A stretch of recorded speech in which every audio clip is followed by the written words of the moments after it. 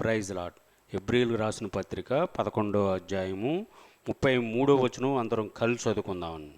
వారు విశ్వాసము ద్వారా రాజ్యములను జయించిరి, నీతి కార్యములను జరిగించిరి, వాగ్దానములను పొందిరి, సింహముల నోళ్లను మూసిరి. దేవుడు పరిశుద్ధ వాక్యం దీవించును గాక. ఆమెన్. Praise the lord. చిన్న ప్రార్థన చెప్పుకుందాము. అందరూ నాతో కూడా ఏకీభవించండి. ప్రేమ కలిగిన మా ప్రియ పరలోకపు తండ్రి, కనికర సంపన్నుడా, వందనాలు, స్తోత్రాలు. మీ ఉచితమైన కృపను బట్టి మా జీవితాలలో అనుగ్రహించిన మరొక పునరుత్థాన దినాన్ని బట్టి హృదయమార మిమ్మలను స్తుతిస్తూ ఘనపరుస్తున్నాను. ఇంతవరకు పాడి మీ నామాన్ని మహిమపరిచాము. మీ లేఖనాలను ధ్యానించాలని ఆశపడుతున్నాము. గత కొన్ని వారాలుగా హెబ్రీయులకు రాసిన పత్రికలోని 11వ అధ్యాయంలో మా కోసం మీరు ఉంచినటువంటి గొప్ప సాక్షి సమూహము, విశ్వాస వీరులు, వారి గురించి మాకు నేర్పిస్తున్నందుకై హృదయమార మిమ్మల్ని స్తుతిస్తూ ఘనపరుస్తున్నాం. మరి ఈ దినం చదవబడిన లేఖనాన్ని దీవించండి. ఈ లేఖనాన్ని బట్టి దీనుడును బలహీనుడును ప్రభా నేను మాట్లాడడానికే నిలబడబోతున్నాను.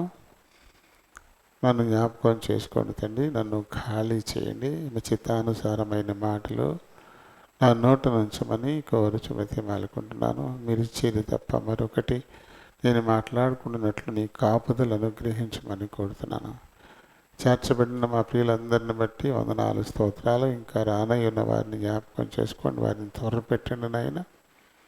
ఈ సన్నిధికి సకాలంలో ఉండాలనేటువంటి స్పృహ వారిలో పుట్టించండి. ఈరోజు నీ సన్నిధిని ఉండడం అనేది మీరు ఇచ్చిన ఆజ్ఞ తప్ప అది ఒక సూచన కాదు, ఒక కోరిక కాదు. మీ ఆజ్ఞను మేము తప్పక నెరవేర్చాల్సిన వారంగా ఉన్నాం. అప్పుడు మాత్రమే మీరు మా పట్ల చేసిన వాగ్దానాలను కూడా నెరవేర్చగలరు. కాబట్టి సకాలంలో సన్నిధిని ఉండడానికి ఆయా చిన్న చిన్న ఎదురయ్యే పరిస్థితులను అధిగమించిన ఆయన నీ సన్నిధిని ఉండడానికి తగినటువంటి ఆసక్తిని బిడ్డల్లో బలంగా పుట్టించమని కోరుతా ఉన్నాను. ఆయా బలహీనతల చేత రాలేకపోయిన వారిని క్షమించి వారికి మరొక తరుణాన్ని దయచేయండి. శ్యామ్ ప్రసాద్ వారి కుటుంబం కొరకు, అలాగే తండ్రి సతీష్ వారి కుటుంబం కొరకు, వారికి బలహీనతలను బట్టి ప్రార్థన చేస్తున్నా. లేవనెత్తి మరొక తరుణాన్ని బిడ్డలకు అనుగ్రహించమని కోరుతున్నాను. వచ్చిన వారెల్లా ఈ కొద్ది సమయం తమ హృదయాలు చెవులోని పరలోకపు గవిని వైపు కేంద్రీకరించేలాగా సహాయం చేయండి. నిద్రాత్మల్ని, అంధకార శక్తుల్ని నజరేయుడిని యేసునామములో బంధిస్తున్నాం. తను మమ్మల్ని, ఈ మందిరాన్ని, ఈ విద్యుత్, ఈ సౌండ్ సిస్టమ్ వీటన్నిటిని మీ చేతులకు అప్పగించుకుంటూ మీ నామమునతిగా హెచ్చిస్తూ నన్ను మమ్మల్ని తగ్గించుకుంటూ మా ప్రభువును మా రక్షకుడునైన యేసునామాన్ని అడిగి వేడుకుంటూ ఉన్నాను మా పరమ తండ్రి. ఆమేన్, ఆమేన్.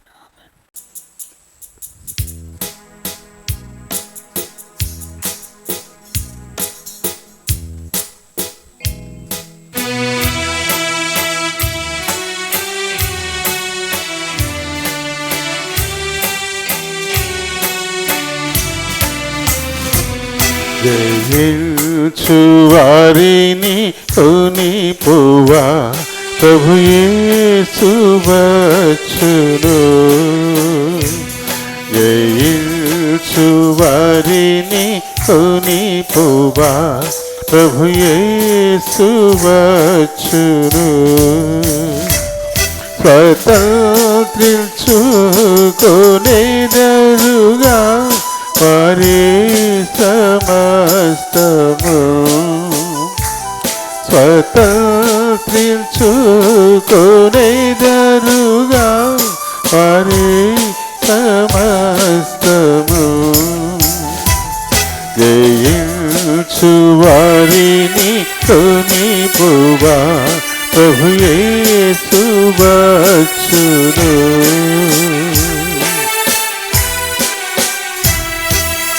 ఎవరు ఎదురు చూతురు సంసిద్ధులౌదురు, ఎవరు ఎదురు చూతురు సంసిద్ధులౌరు ప్రభురాకనే వరాసితురు కొనిపోవ క్రీస్తు వచ్చును ప్రభురాకనే వరాసితురు కొనిపోవ క్రీస్తు వచ్చును జయించు వారిని కొనిపోవ ప్రభు యేసు వచ్చును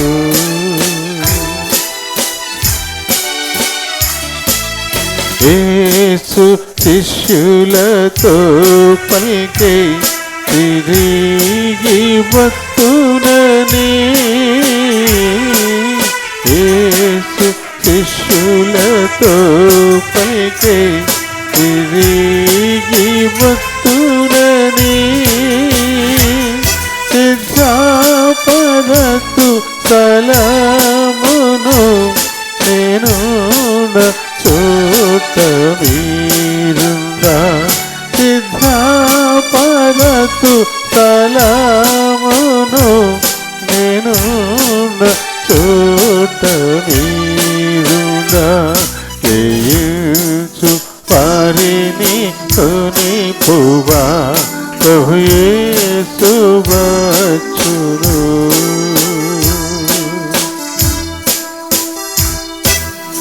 ఎవరేసు నీతో నడతురు ప్రత్యేకమౌదురు ఎవరేసు నీతో నడతురు ప్రత్యేకమౌదురు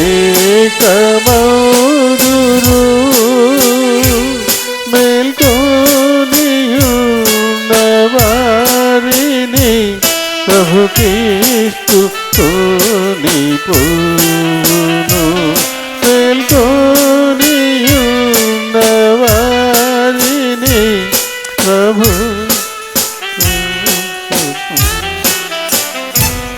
జయించు వారిని వచ్చును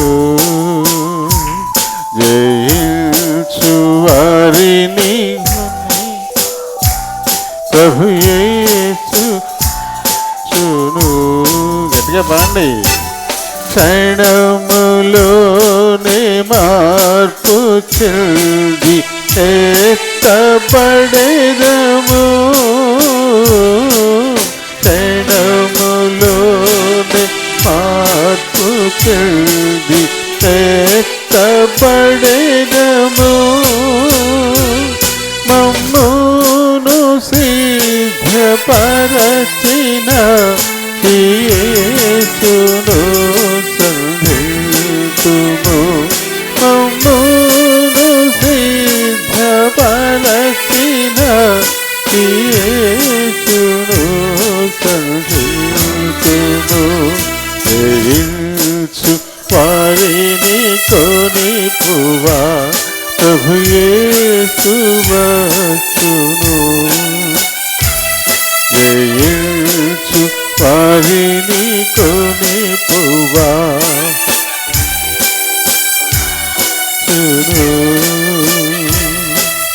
తన సన్నిధిలో పనల నిలుపు నిర్దోషులనుగా తన సన్నిధిలో పనల నిలుపు నిర్దోషులనుగా బహుమానము తుడేరము ప్రభుని కోరిక ఇదే బహుమానము తుడేరము ప్రభుని కోరిక ఇదే జయించు వారిని కొనిపోవా ప్రభు యేసు వచ్చును జయించు వారిని కొనిపోవా ప్రభు యేసు వచ్చును.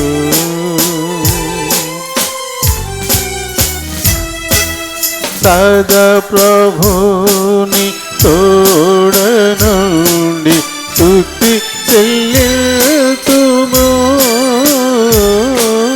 సదా ప్రభుని తోడ నుండి స్తుతి చెల్లితుము. అద్భుతము అదినమును ఎవరు వర్ణింపలేరుగా. అద్భుతము అదినమును ఎవరు వర్ణింపలేరుగా. ఏచు పరిని కొనిపోవా ప్రభు యేసు వచ్చును.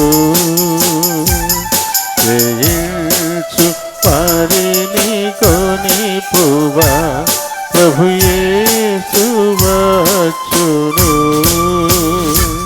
స్వతంత్రించుకొనెదరుగా అని సమస్తము. స్వతంత్రించుకొనెదరుగా వారే సమస్తము. ఏచు వారిని కొనిపోవా ప్రభు యేసు వచ్చును. ఏచు వారిని కొనిపోవా ప్రభు యేసు వచ్చును.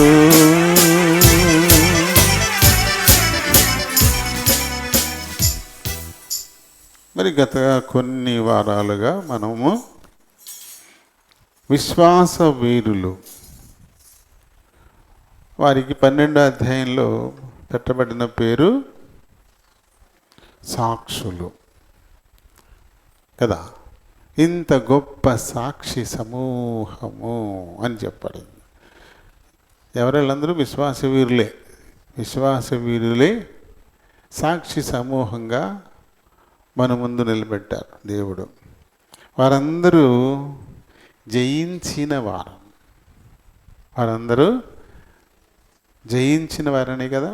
మళ్ళీ చదవండి 11వ అధ్యాయంలోని, హెబ్రీయులకు రాసిన పత్రిక 11వ అధ్యాయంలోని 33వ వచనాన్ని. వారు విశ్వాసము ద్వారా జయించారు. వీళ్ళంతా విశ్వాసం ద్వారా గెలిచిన వారు. వీరందరూ కూడా విశ్వాసము ద్వారా గెలిచినటువంటి వారు. గెలిచిన వారికి ఖచ్చితంగా ఆ దినాలలో పాత నిబంధన కాలంలో గెలిచిన వారికి గొప్ప సంపద కొల్ల సొమ్ముగా దొరికేది. ఏ రాజ్యం మీద గెలిపొందారో ఆ రాజ్యంలో ఉన్న వెండి, బంగారు, మణిమాణిక్యాలు, విలువైన వస్తు సామాగ్రి, ఇంకా బలమైనటువంటి మనుష్య సంపద. ఆ రోజుల్లో మనుషులు తక్కువ కదా. భూమి విస్తారంగా ఉంది కానీ మనుషులు తక్కువ. కాబట్టి అన్నిటికంటే కూడా విలువైన సంపద అప్పుడైనా ఇప్పుడైనా ఎప్పటికైనా మానవ సంపదే.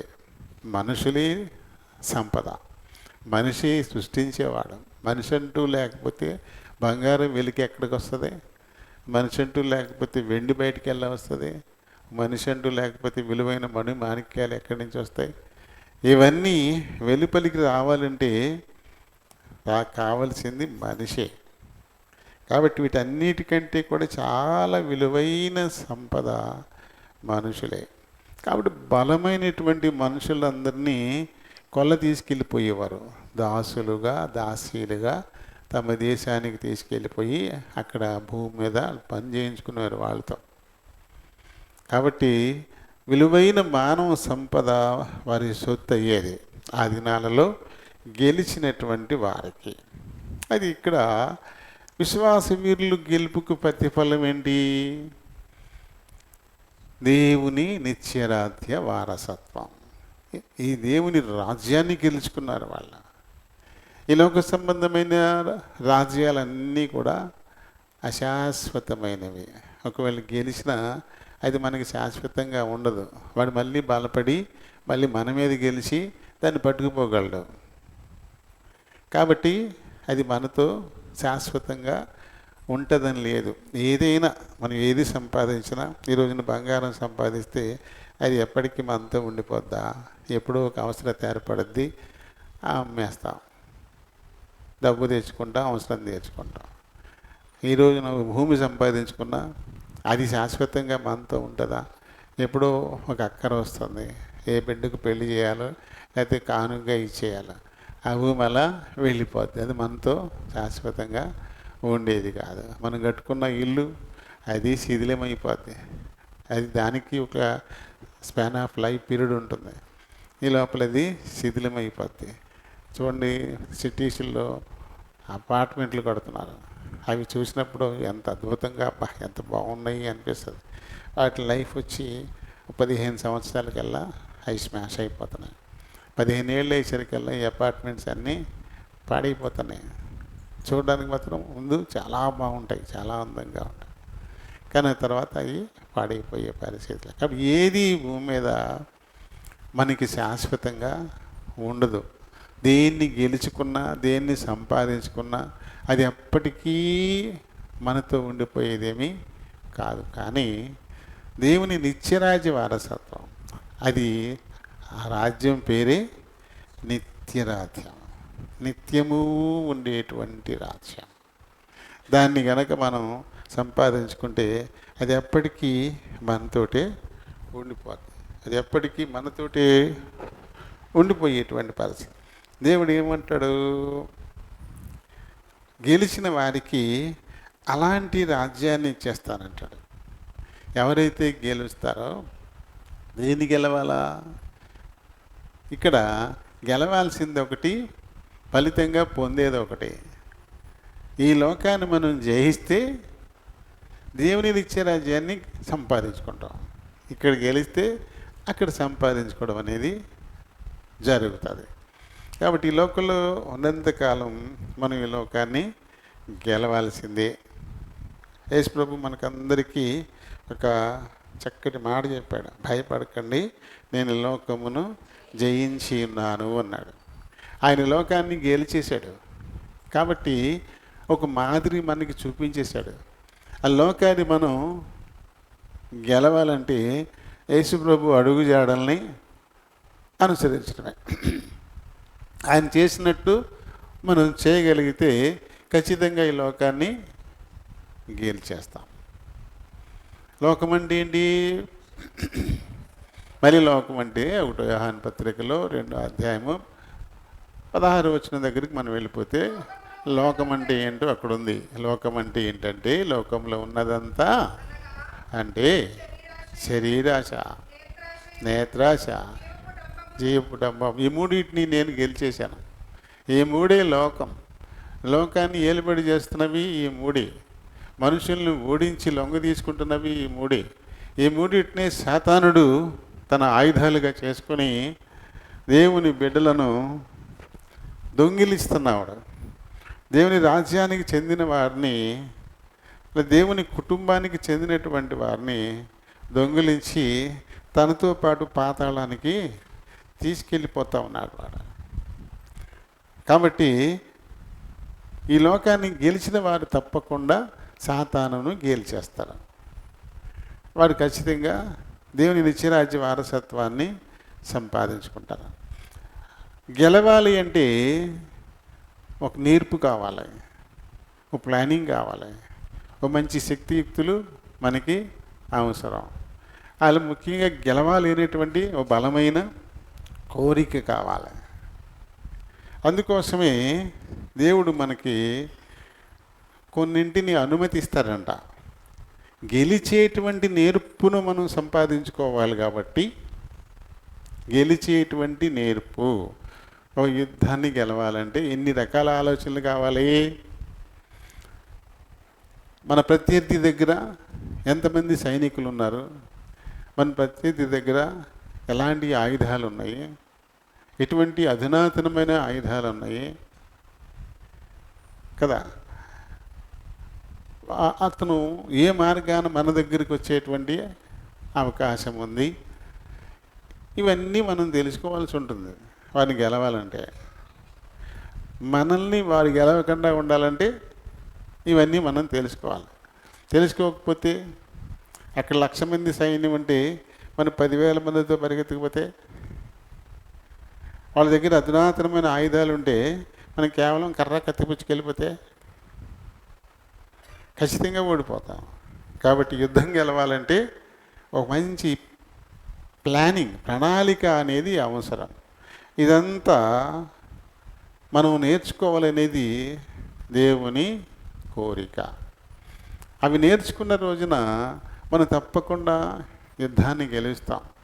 అంటే శ్రమను మనం గెలుస్తాం. దాని కొరకే కొన్ని శ్రమల్ని కావాలని మనకు వదిలిపెడతారంట, ఆయన మనకు ఉంచుతారంట. లేకపోతే యుద్ధ విద్యలు మనం నేర్పరులం కాం. ఆయుధాలు ఎలా తయారు చేసుకోవాలా, ఎలా పదును పెట్టుకోవాలా, ఏ రకంగా దాన్ని ఉపయోగించాలా, ఇవేమీ అవసరత ఉండదు యుద్ధం అనేది లేకపోతే. ఉండదు కదా. ఇప్పుడు వర్షాలు పడ్డాయి, దున్నే రోజులు వచ్చాయంటే నా చింతనలో ఇప్పుడైతే లేవులేండి, ట్రాక్టర్లు వచ్చేసినాయి. అప్పుడు ఏం చేసేవారు, ఆ వడ్రంగి వారి ఇంటి దగ్గర చాలా బిజీగా ఉండేది. నాగళ్ళు పట్టుకొచ్చి నాగళ్ళకి దుంపలు చెక్కించడం, వాటికి కర్రలు వేయించడం, ఇది చాలా బిజీగా ఉండేది. అలాగే ఎడ్ల పళ్ళు, రోజాలు ఉంటాయి కదా, రోజా అంటారు దాన్ని, చక్రాన్ని రోజా అంటారు. దానికి ఇనప పట్టీలు వేయించడం, ఆకులు విరిగిపోతుంటాయి. ఆకులు అంటే చక్కెరలో మధ్యలో ఉండే వాటిని ఆకులు అంటారు. అవి కొత్త ఆకులు వేయించి మళ్ళీ కొత్త రింగ్ వేసి దానికేమో ఇనప పట్టీని దాన్ని బాగా నిప్పుల్లో బర్రగా కాల్చి దాన్ని పట్టుకొచ్చే చక్రానికి ఎక్కించి ఈ పనులు. ఇప్పుడు లక్ష్మీనారాయణ గారు నాగేశ్వరరావు గారి ఇల్లు ఉంది కదా, ఇల్లు ఉంది కదా, ఆ ఇల్లు ఇది వరకు వడ్రంగి వారిదే. అది ఆ ఇంటి ముందు ఆ రోడ్డు మీద ఈ పనులు చేస్తూ ఉండేవారు. మన దారి అదే, సెంటర్లోకి రావడానికి దారి అదే కదా. వాళ్ళు చేసే పనులు ఆసక్తిగా చూస్తూ ఉండేవాళ్ళు. ఇలా పుచ్చుకుని నాగల దుంపలు చెక్కేవారు, వాళ్ళు పెద్దది చూసుకొని ఆ కర్రు కాల్చి ఎక్కించేవారు, ఈ పట్టీలు ఎక్కించేవారు. ఇప్పుడు ఏమి లేవు. ఇదంతా ఏంటి, సిద్ధపాటు. మాసులు వచ్చింది, ఈ మాసులకి చేను దున్నాలా, సిద్ధపాటు. ఒక సిద్ధపాటు ఉండేది అప్పుడు. ఇప్పుడు కూడా ఏముంది, ఇప్పుడు సిద్ధపాట్లు ఏమున్నాయి. మన పక్కన ఆర్డర్ వచ్చిందా, వేసేమని ఎనుమారు వేసేమని అంటున్నారు, అంతే అయిపోతుంది. ఎనుమారు ఆకుపడి కూడా పోయిపోతే ఆ పక్కన ఎక్కడో అది ఎక్కువ పోసి ఉంటుంది కదా, మిగిలిందా ఆకు తెచ్చేసి ఊడి చేస్తున్నారు, పక్కన అయిపోతుంది. తగిన సిద్ధపాట్లు పెద్ద ఏం కనపడట్లేదు. ఇప్పుడు అంతా ఈజీ అయిపోయింది పని. ఈజీ అయిపోయింది కాబట్టి చాలా కష్టమైపోతుంది చేత్తకి జనానికి. అప్పుడు చాలా కష్టపడి నాగళ్ళతో దున్నితే పెద్ద పెద్ద గడ్డలు వచ్చి మళ్ళీ దాన్నింటినీ ఎడగొట్టి ఆ గాలిలో వేసి సమంగా చేయడానికి చాలా పని పెట్టేది. త్వరాలైనవారు అట్లనే త్వరాలు వేయడం అనేది. ఇప్పుడు త్వరాలేతలు ఉన్నాయా, ఏం లేవు. ఇవన్నీ చేసేవారు, త్వరాలు వేసి మొత్తం అంత లెవెల్ చేసి అప్పుడు కానీ ఊడ్చేవారు కాదు. ఇప్పుడు చాలా సింపుల్ అయిపోతుంది, చాలా సులువుగా పనులు అయిపోతాయి. అంటే ఒక సిద్ధపాటు, ఒక మాసులు చేయాలంటే ఒక సిద్ధపాటు ఉండాలి. ఒక యుద్ధం గెలవాలంటే దానికి కూడా ఒక సిద్ధపాటు ఉండాలి. ప్రతిదానికి ఇంట్లో ఏదైనా కార్యక్రమం చేపట్టాలంటే ఒక సిద్ధపాటు, ఒక మంచి గృహాన్ని నిర్మించాలంటే అందుకొరకు ఒక సిద్ధపాటు, ఒక వివాహం చేయాలంటే దాని కొరకు ఒక సిద్ధపాటు అనేది లేకుండా ఎక్కడ మనం సక్సెస్ అవ్వలేం, విజయాన్ని సాధించలేం. కాబట్టి ఈ లోకాన్ని గెలవడానికి కూడా ఒక సిద్ధపాటు కావలసిందే. ఈ సిద్ధపాట్లు మనకు ఉపయోగపడేది ఏంటన్నాడు పౌలు గారు రోమీయులకు రాసిన పత్రికలో, మరి ఇక్కడ 5వ అధ్యాయం 3వ వచనం ఉంటుంది కదా. అంతేకాదు శ్రమ ఓర్పు పరీక్షను, పరీక్ష నిరీక్షణను కలుగ చేయునని ఎరిగి, శ్రమల యందు మనం గర్వపడదాం అన్నాడు. ఎందుకంటే ఈ శ్రమ అంటూ లేకపోతే ఒక మంచి సిద్ధపాటు తనకి రాదు. శ్రమ అంటూ వస్తే ఈ శ్రమను ఎలా ఎదుర్కోవాలా అందుకొరకు ఒక సిద్ధపాటు. ఒక అవసరత అంటూ మనకు వస్తే ఈ అవసరతను ఏ రకంగా తీర్చుకోవాలా అనేటువంటి సిద్ధపాటు. ఇలా కొన్ని భవిష్యత్తులో ఏర్పడేటువంటి అవసరాలకు ఎప్పటి నుంచే సిద్ధపడ్డాం. ఈ సిద్ధపాటు అనేది లేకపోతే ఒక అవసరత, ఒక శ్రమ అనేది దాన్ని మనం ఫేస్ చేయలేం. అందుకు మంచి సిద్ధపాటునిచ్చేవే ఇవి. అందుకనే నీకు శ్రమ వస్తే గర్వించు అంటాడు. నీకు శ్రమ వస్తే గర్వించు, అతిశయించు. శ్రమల యందు మనం అతిశయిద్దాం, గర్వపడదాం. ఎందుకంటే ఆ శ్రమే నీకు ఓర్పును నేర్పుతుంది. ఆ ఓర్పే నువ్వు ఒక మంచి పరీక్షను ఎదుర్కోవడానికి అవసరమైన సిద్ధపాటుని ఇస్తుంది. ఒక పరీక్ష అంటూ నీకు లేకపోతే నీ బతుకులో ఒక నిరీక్షణే ఇంకా లేదు. నిరీక్షణ లేకపోతే బతుకు చాలా చప్పగా ఉంటుంది. నిరీక్షణ అనేది లేకపోతే జీవితం చాలా చప్పగా చల్లారిపోయినట్టుగా ఉంటుంది. కాబట్టి ఒక మంచి తృప్తినిచ్చేటువంటి ఒక నిరీక్షణ అది ఎక్కడ మొదలవుతుంది అంటే శ్రమ దగ్గర మొదలవుతుంది. కాబట్టి అలాంటి శ్రమ నీకు వచ్చినప్పుడు అతిశయిద్దాం, గర్వపడదాం అని పౌలు గారు ప్రోత్సహిస్తూ ఉన్నాడు. ఇక్కడ శ్రమ ఓర్పు పరీక్ష నిరీక్షణను కలుగు చేయనని ఎరిగి శ్రమల యందు మనం అతిశయిద్దాము అంటాడు. దేవుడే ఈ శ్రమల్ని అనుమతిస్తారంట. మనం న్యాయాధిపతుల గ్రంథంలో 3వ అధ్యాయాన్ని మనం చదివినప్పుడు ఇక్కడ చూడండి, ప్రారంభం నుంచి మనకి ఉంటుంది. ఇశ్రాయేలీయులకును కనానీయులకును జరిగిన యుద్ధములన్నిటినీ చూడని వారందరినీ శోధించి ఇశ్రాయేలీయుల తరతరముల వారికి అనగా పూర్వము ఆ యుద్ధములను ఏమాత్రమును చూడని వారికి యుద్ధము చేయ నేర్పునట్లు యెహోవా ఉండనిచ్చిన జనములు ఇవి. కనాను ప్రాంతంలో నుంచి కొన్ని జనాల్ని దేవుడు తరిమేయలేదంట, ఖాళీ చేయించలేదంట, వారిని ఉంచాడంట. ఏ జనాలు? ఫిలిస్తీయుల 5 సర్దారుల జనులను, కనానీయులందరూ, సీదోనీయులను, బయల్హెర్మోను మొదలుకొని హమాతునకు పోవు మార్గం వరకు లెబానోను కొండలో నివసించు హెవ్వీయులను యెహోవా మోషే ద్వారా తమ తండ్రులకిచ్చిన ఆజ్ఞలను వారు అనుసరింతురో లేదో తెలుసుకున్నట్లు ఇశ్రాయేలీయులను పరిశోధించుటకై ఆ జనములను ఉండనిచ్చెను. కావాలనే శత్రువుల్ని వారి మధ్య ఉండనిచ్చాడంట. ఎందుకు ఉండనిచ్చాడు? వీళ్ళు యుద్ధాలు చేసిన వారు కాదు, యుద్ధ విద్యలు వీరికి తెలియవు. వారు పూర్వీకులు యుద్ధాలు చేశారు, గెలిచారు. మరి వీరికెప్పుడు యుద్ధ విద్యలు వస్తాయి? వీరికెప్పుడు నేర్పు కలుగుతుంది?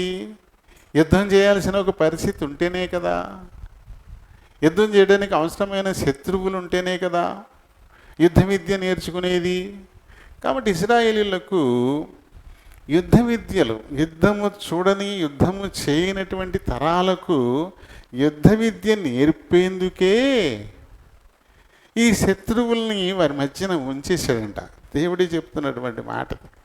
అంటే ఆయనకి కావాలనే శత్రువుల్ని వారి మధ్యన ఉంచాడు. ఉంచితే ఇప్పుడు ఈ తరాల వారు ఆ శత్రువులతో యుద్ధం నేర్చుకుంటారు, యుద్ధం చేయడానికి సిద్ధపడతారు, యుద్ధం చేయడానికి అవసరమైన ఆయుధాలను తయారు చేసుకుంటారు, ఆ యుద్ధ విద్యల్ని అభ్యసిస్తారు, అలాగే ఒక మంచి ప్రణాళికను వాళ్ళు రచించుకుంటారు కదా. వేగుల వారిని పంపి ఏ దేశంతో వారు యుద్ధం చేయాలి, ఏ జనాలతో వారు యుద్ధం చేయాలో, వారు ఎలాంటి వారు, వారు ఎంతమంది ఉన్నారు, వారి ఆయుధాలు ఏంటి, వారు వచ్చే మార్గాలు ఏమిటి, వీటన్నిటినీ తెలుసుకుని వాటిని ఎదుర్కోవడానికి వీలుగా తగినటువంటి సిద్ధపాటుతో వీళ్ళు ఉండడానికి, యుద్ధం చేయడానికి అవసరమైన నేర్పు ఇవ్వడానికి దేవుడు వారిని వారి మధ్యన ఉంచేసాడంట కదా. ఏంటంట? ఎందుకంట యుద్ధము చేయ నేర్పునట్లు. వారికి యుద్ధం చేయడం నేర్పడం కోసం ఉంచారట. అలాగే ఓ శ్రమను ఎదుర్కోవడం మనకి నేర్పడానికే దేవుడు మనకి శ్రమను ఉంచుతాడు. ఓ శత్రువును ఎదుర్కోవడం నేర్చుకోవడానికే శత్రువును మన మధ్య ఉంచుతారంట. ఆ శత్రువుల మధ్య వారి ఆచారం, వారి సాంప్రదాయం, వారి పద్ధతులు, వారి మధ్యనే మనం ఉంటూ వాటిని ఏమాత్రం కూడా అంటించుకోకుండా మన ప్రత్యేకతను, మన పవిత్రతను మనం కాపాడుకోవడమే ఎలా? ఆ నేర్పు కోసమే ఈ జనాల్ని ఉంచుతారంట. కింద ఉంది కదా, యెహోవా మోషే ద్వారా తమ తండ్రులకిచ్చిన ఆజ్ఞలను వారు అనుసరింతురో లేదో తెలుసుకొనున్నట్లు ఇశ్రాయేలీయులను పరిశోధించుటకై ఆ జనాలను వారి మధ్య దేవుడే కావాలని ఉంచాడట. దేవుడు మోషే ద్వారా ఇచ్చినటువంటి ఆజ్ఞలు, ఏం ఆజ్ఞలు ఇచ్చాడైనా చూడండి. ద్వితీయోపదేశకాండము 7వ అధ్యాయము 3-4 వచనాలను చదువుదాం. ఎవరిలో? వీళ్ళందరూ అన్యులు, వారి మధ్యన ఉండనిచ్చినటువంటి అన్యజనులు. వారితో యుద్ధం చేయాలి తప్ప, వారిని సర్వనాశనం చేయాలి తప్ప, వారిని తరిమేయాలి తప్ప వారితో బంధాలు ఏర్పరచుకోకూడదు. వారితో బంధం ఏర్పరచుకున్నప్పుడు ఇంకెలా వారిని తరిమేస్తావు? ఎలా వారిని సంహరిస్తావు? కాబట్టి ఏం చేయాలి? వారితో నువ్వు వివాహ బంధాలు ఏర్పాటు చేసుకోకూడదు. నీ కుమారుడికి నీ కుమార్తెని ఇవ్వకూడదు, నీ కుమారుడికి వాని కుమార్తెను పుచ్చుకోకూడదు.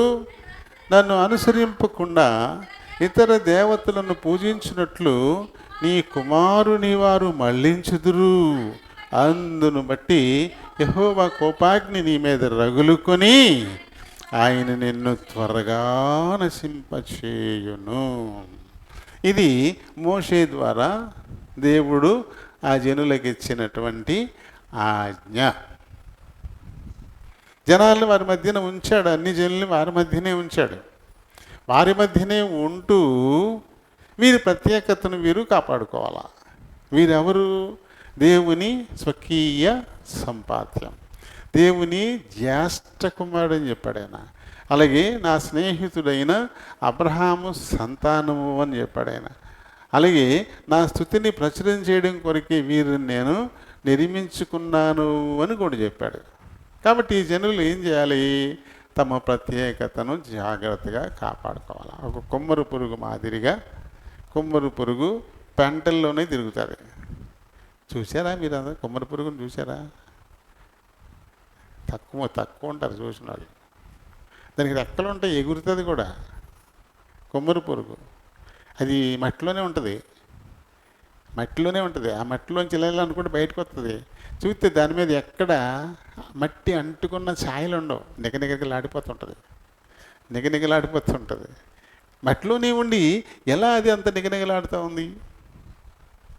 అది దాని ప్రత్యేకత.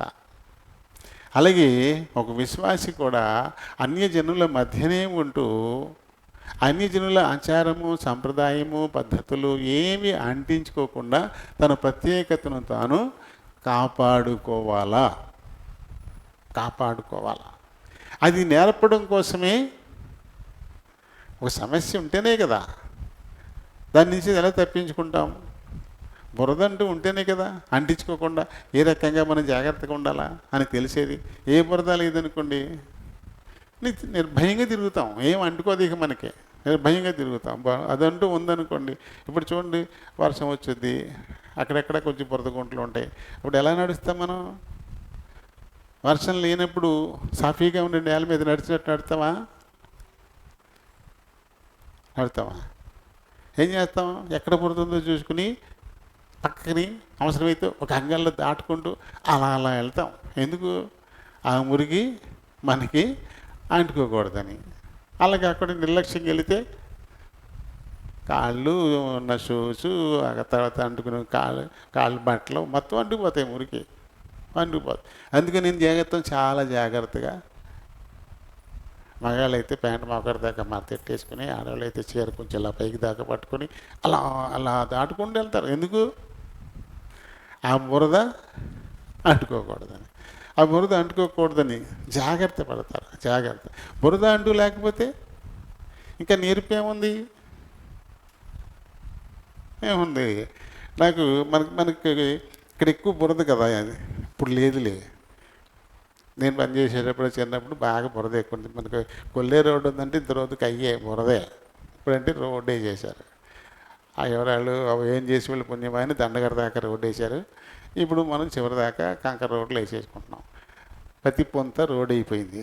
అంతకుముందు బాడీ కదా, రోజు బాడీ ఉండేది. ఈ బాడీ మెట్లు మనం జారిపోకుండా నడవాలంటే బొట్టనీళ్ళు గుచ్చాలి.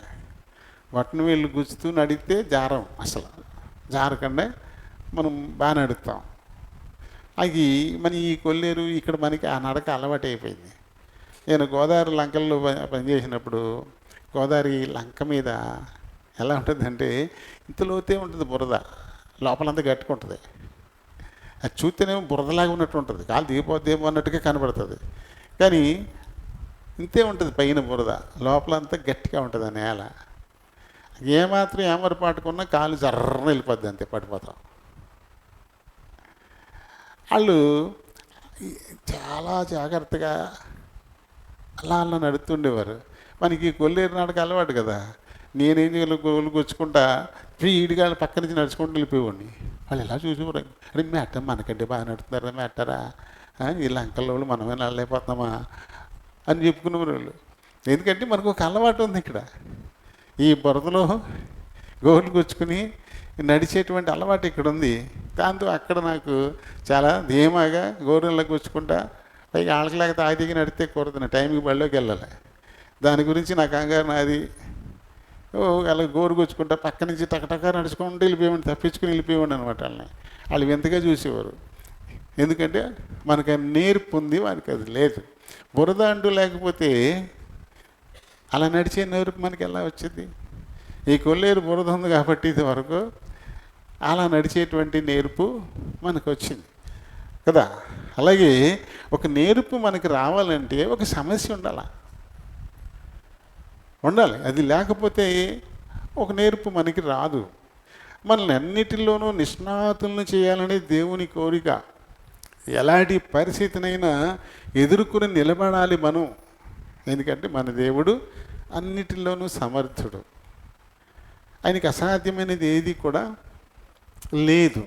కాబట్టి ఆయన పిల్లలు కూడా అన్నిటిలోనూ సమర్థులుగా ఉండాలనేది ఆయన కోరిక. ప్రతిదాన్ని ఎదుర్కొని నిలబడాలనేది ఆయన కోరిక.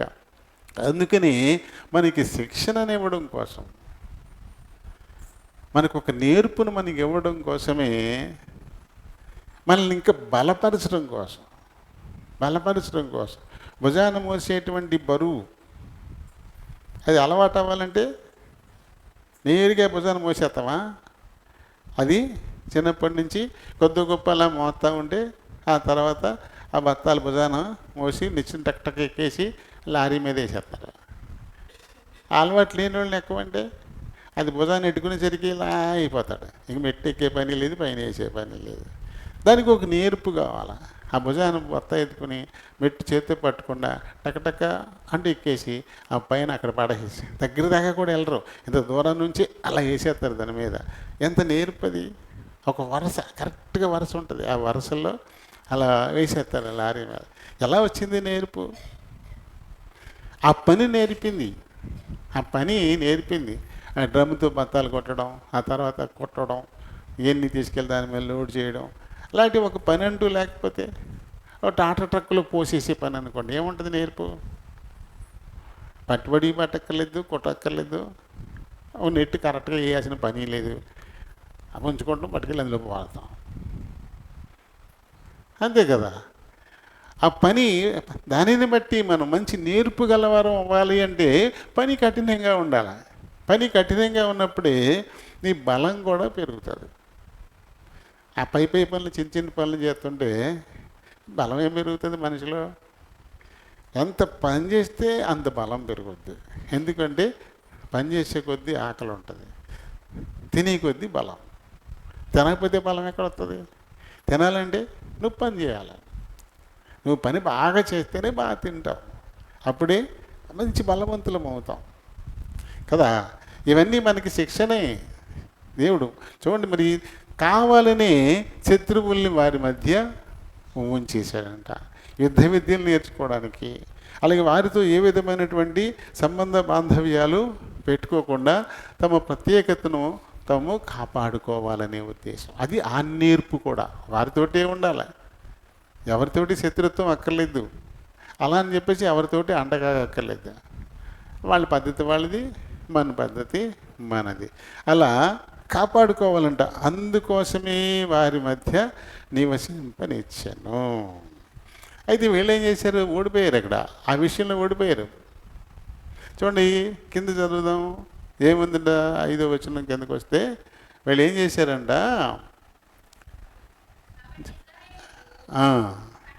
కనానీయులు, హిత్తీయులు, అమోరీయులు, పెరిజీయులు, హివ్వీయులు, ఎబూసీయులను జనుల మధ్య నివసించుచు, ఏ జనాన్ని వారి మధ్యన దేవుడు ఉంచాడో వారితో పాటు ఉంటూ తమ ప్రత్యేకతను కాపాడుకోవడంలో విఫలులైపోయారు, ఓడిపోయారు. ఏం చేశారంట? వారి కుమార్తెలను పెళ్లి చేసుకుంటూ, వారి కుమారులను తమ కుమార్తెలకు నిచ్చుకుంటూ, వారి దేవతలను పూజిస్తూ వచ్చేశారు. దేవుడు ఎందు నిమిత్తము వారిని వారి మధ్య ఉంచాడో ఆ విషయంలో వాళ్ళు ఫెయిల్ అయిపోయారు. వాళ్ళు జయించి వారు కావాలనుకున్నాడు దేవుడు. ఆ అన్య జనాంగం మీద వారు విజేతలు కావాలన్నది దేవుని కోరిక. ఆ అన్య జనుల ఆచారాలు, సాంప్రదాయాలు ఏమాత్రం వండపట్టించుకోకుండా తమ ప్రత్యేకతను చాటుకోవడంలో వాళ్ళు విజేతలు కావాలి అన్నది దేవుని కోరిక. మోషే ద్వారా ఆజ్ఞాపించినటువంటి ఆజ్ఞలను వారు జాగ్రత్తగా అనుసరించటంలో విజేతలు కావాలి, వారు జయించాలి అన్నది దేవుని కోరిక. అయితే వీరు ఏం చేశారు? ఓడిపోయారు. ఎప్పుడైతే ఓడిపోతామో అప్పుడు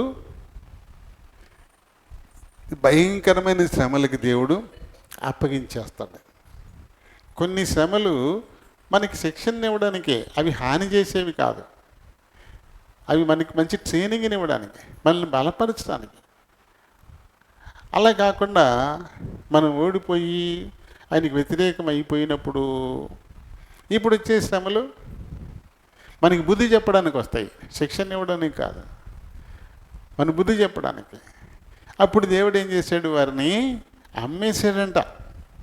8వ వచనంలో మనం చూస్తాం. అందును గురించి యెహోవా కోపము ఇశ్రాయేలు మీద మండగా ఆయన అరామ్ నహారామి యొక్క రాజైన కుషన్రిషాతాయిము చేతులకు దాసులొకటికే వారిని అమ్మి పారేశాడంతే. నేను ఒక ఉద్దేశంతో వారిని మీ మధ్య ఉంచితే నువ్వు అది వదిలేసి మోషే ద్వారా నేను మీకు ఇచ్చినటువంటి ఆజ్ఞలను జాగ్రత్తగా అనుసరించి మీ పవిత్రతను మీరు కాపాడుకుంటారని, మీ మధ్యన ఉన్నటువంటి జనాంగంతో ఏ విధమైన సంబంధాలు పెట్టుకోకుండా మీ ప్రత్యేకతను మీరు కాపాడుకుంటారని, వీరు యెహోవా జనులు అని లోకమంతా గుర్తించేలా మీరు ఉంటారని నేను పెడితే వారితో మీరు నేను కోరుకొనని సంబంధాలను పెట్టుకుంటారా అని చెప్పేసి అవన్నీ అమ్మి పారేశాడంట. ఒక అన్య రాజుకి అమ్మి పారేశాడు. దాంతో 8 సంవత్సరాల పాటు నరక యాతన, 8 ఏళ్ల పాటు భయంకరమైనటువంటి పరిస్థితిని ఎదుర్కొన్నారు. అక్కడికి స్వేచ్ఛ లేదు, తిండి తినడానికి లేదు, కంటి నిండా నిద్రపోవడానికి లేదు. వారిని దాసులకి చేసేసుకున్నారు వాళ్ళు. ఇక వాళ్ళ పొలాల్లో పనిచేయాలి, కడుపు నిండా ఫుడ్ పెట్టరు. ఏదో రకంగా వీళ్ళు కూర్చుకున్నా తిన్నేస్తారు, అది పట్టుకెళ్ళిపోతారు. ఇంకా దానికంటే చావే బెటర్ అనే పరిస్థితి వచ్చేస్తుంది. అలాంటి ఇబ్బందులు వచ్చేసిన 8 ఏళ్ల పాటు మరి భయంకరమైనటువంటి పరిస్థితులు ఎదుర్కోవాల్సి వచ్చింది. దాసులైపోయారు. దాసులంటే ఇంకా ఎలా ఉంటుంది, ఎలా పీడిస్తారు, తెల్లగట్టలు లేపుతారు. ఒక పని ఉండి ఏం చేస్తారు, 4 గంటలు లేపుతారు. అప్పుడు లేచి రాత్రి 11, 12 దాకా చేస్తానే ఉండాలి. తీరుబడిగా ఒక్క నిమిషం అలా కూర్చోవడానికి ఉంటుందా? ఓ పని అయిపోయాకానీ ఇంకో పని పురమాయిస్తారు, అది అయిపోయాకానీ ఇంకో పని పురమాయిస్తారు, వెనకాల అస్సలు ఖాళీ అనేది ఉంచకుండా రాసి రంపాన పెట్టేస్తారు. వీళ్ళకి అదే పరిస్థితి ఎదురైంది. గెలవాలి, విజేతలు కావాలి అన్నది దేవుని కోరిక. అందుకొరకే శత్రువులను వారి మధ్య దేవుడు ఉంచాడు. వారి పద్ధతులను వీరు అనుసరించకుండా తమ ప్రత్యేకతను మోషే ద్వారా నేను ఆజ్ఞాపించినటువంటి ఏవైతే ఉన్నాయో ఆజ్ఞల్ని జాగ్రత్తగా అనుసరిస్తూ, మేము ఇశ్రాయేలీయులము, జీవము గల దేవుడిని యెహోవా సంతానము, ఆయన స్వకీయ సంపాద్యం మేము, ఆయన స్నేహితుడైన అబ్రహాము సంతతి మేము అని వారు ఘనంగా చాటడానికి బదులు ఈ శాపగ్రస్తమైన జనాంతో మింగిలైపోయారు. వారితో సంబంధ బాంధవ్యాలు పెట్టేసుకున్నారు, వారితో వివాహ బంధాలను కూడా పెట్టేసుకున్నారు. ఇంకా అది వివాహ బంధం ఏర్పడిందంటే ఇంకా వారికి వీరికి మధ్య తేడాలు ఇంకా ఉండవు, ఒకటైపోతారు. అన్యులతో యాకస్తులైపోయారు. ఆ పద్ధతుల్ని ఆచరించడం మొదలుపెట్టేశారు. వారి దేవతలకు బలి అర్పణలు అర్పించడం మొదలెట్టేశారు. ఇవన్నీ చూసి దాసులుగా అమ్మి పారేస్తే అప్పుడు వాళ్ళు ఏం చేశారు, వీళ్ళని రాచి రంపాన పెట్టేసరికి ఇప్పుడు దేవునికి మొర్ర పెట్టారంట. ఇశ్రాయేలీయులు యెహోవాకు మొర్ర పెట్టగా అంటాడు. అప్పుడు మొర్ర పెట్టారు. ఎందుకు వచ్చింది తిప్పలయ్యి? వారికి చక్కటి స్వేచ్ఛ ఇచ్చాడు.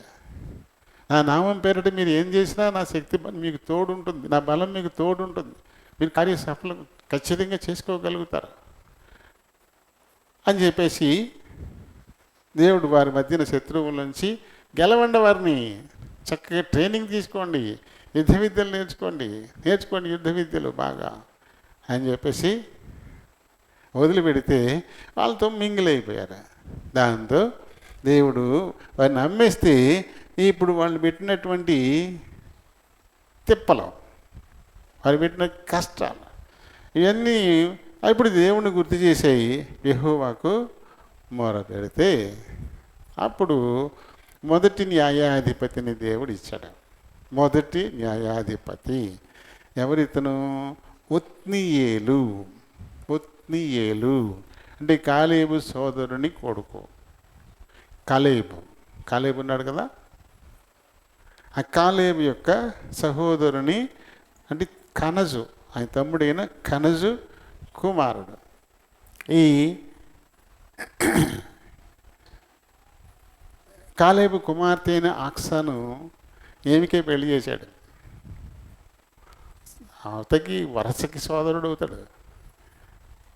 అన్నదమ్ముల పిల్లలు, ఓ తల్లి పిల్లలు కాదు, వేరే తల్లికి పుట్టిన పిల్ల అన్నమాట. వాళ్ళకి వివాహం చేసి ఆ ఒత్నీయుల్ని దేవుడు రక్షకుడిగా నియమిస్తే అప్పుడు ఈ ఒత్నీయులు ఏం చేశాడు, అతన్ని జయించేసి ఇజ్రాయేలీలకు మళ్ళీ స్వేచ్ఛను ఇవ్వడం జరిగింది. ఇచ్చిన తర్వాత 40 సంవత్సరాల పాటు భయభక్తులతో బాగున్నారు. 40 ఏళ్ళు స్వేచ్ఛగా భయభక్తులతో బాగానే ఉన్నారు. ఇంక ఇలానే ఉంటాయి, న్యాయాధిపతుల గంధం అంతా ఇలానే ఉంటుంది. దేవుడిచ్చినటువంటి స్వేచ్ఛను దుర్వినియోగపరుచుకొని మళ్ళీ అన్యులతో సాంగత్యం చేసి అన్ని ఆచారాలు సంప్రదాయాలు పద్ధతులను పాటిస్తూ దేవుని ఆజ్ఞల్ని పూర్తిగా తొంగలో తొక్కేసి ఎప్పుడైతే నడుచుకునేవారు అప్పుడు మళ్ళీ ఒకరికి అప్పచెప్పేసేవాడు, మళ్ళీ ఒకరికి అప్పచెప్పేసేవాడు. ఏ జాతుల్లో అయితే వారి మధ్య ఉంచాడో ఆ రాజులకి అప్పచెప్పేసేవాడు. వాళ్ళు మళ్ళీ రాచరంపాన్ని పెట్టేసేవారు. మళ్ళీ దేవుడా అంటూ మళ్ళీ దగ్గరికి వచ్చారు. కొన్నాళ్ళు మట్టిగా అనమాట ఇది అయిపోయిన తర్వాత రెండవది ఏంటంటే ఇప్పుడు మళ్ళీ మోయాబు రాజు అయిన ఎగ్లోనికి అప్పచెప్పేశాడు. మోయాబు రాజు అయిన ఎగ్లోనికి అప్పచెప్పేశాడు. అప్పుడు రక్షకుడుగా యెహూదును దేవుడు నిర్ణయించాడు. ఇతను రెండవ న్యాయాధిపతి యెహూదు. ఇతను ఎడమ చేతి వాటం గలవాడంట. ఎడమ చేతి వాటం, కుడి చేయి కాదు, ఎడమ చేత్తో వాటం అన్నమాట. ఈ ఎగ్లోనికి మీరు ఏం చేసేవారంట, పన్ను కట్టాల, కప్పం కట్టాలి. స్వేచ్ఛ లేదు, ఇక బానిసలు లేక కప్పం కట్టాలి. ఈ కప్పాన్ని యెహూదికి ఇచ్చి ఎగ్లోనికి పంపించారంట. తనతో పాటు కొంతమంది జనం తీసుకుని యెహూదు అది పట్టుకెళ్ళాడు. అంతకుముందు ఓ మూరెడు కత్తి, రెండంచులు కలిగినటువంటి కత్తి, ఓ మూరెడు కత్తిని ఒకటి చేయించుకొని ఈ కుడి తోట లోపల భాగంలో కనపడకుండా పెట్టేసుకుని ఈ కప్పం పుచ్చుకుని ఆ ఎగ్లోని దగ్గరికి వెళ్ళారంట. ఆ కప్పాన్ని ఆయనకి చెల్లించేసిన తర్వాత అందరూ వెనక్కి తిరిగారు. జనాన్ని పంపించేసి మళ్ళీ యెహూదు వెనక్కి వచ్చి, అయ్యా మీతో ఒక మాట రహస్యంగా చెప్పాలి అన్నాడంట. ఆ ఎగ్లోని ఏం చేశాడు, ఇక్కడ చల్లటి గదులు వస్తాయి, ఇక్కడ ఏసీ రూమ్స్ దొరుకుతాయి. ఇక్కడ ఓ చల్లటి గదిలో ఉన్నాడంట ఆయన, శీతల గదిలో, చల్లటి మేడ గదిలో ఉన్నాడంట. అంటే ఏసీలు, ఆ గదిలో ఉన్నాడంట. మిగతా జనాలందరినీ పంపించేసి ఏంటి చెప్పు అన్నాడంట. చెప్పు అంటే అప్పుడు ఈ యెహూదు దగ్గరికి వెళ్ళి దేవుని మాటగా ఒక మాట మీతో చెప్పాలని సరికల్లా ఆ కుర్చీ మీద నుంచి లేచాడంట. ఆడు ఇంత ఉంటాడంట, పొట్ట ఇంత ఉంటాడంటాడు, బాగా కొవ్వు పోయి పొట్టతో ఉంటాడంటాడు. కాబట్టి ఎడమ చేతితోటి ఈ కుడిజ తొడ దగ్గర ఉన్న కత్తి లాగేసి పొట్టలో పొడిచేసాడంట.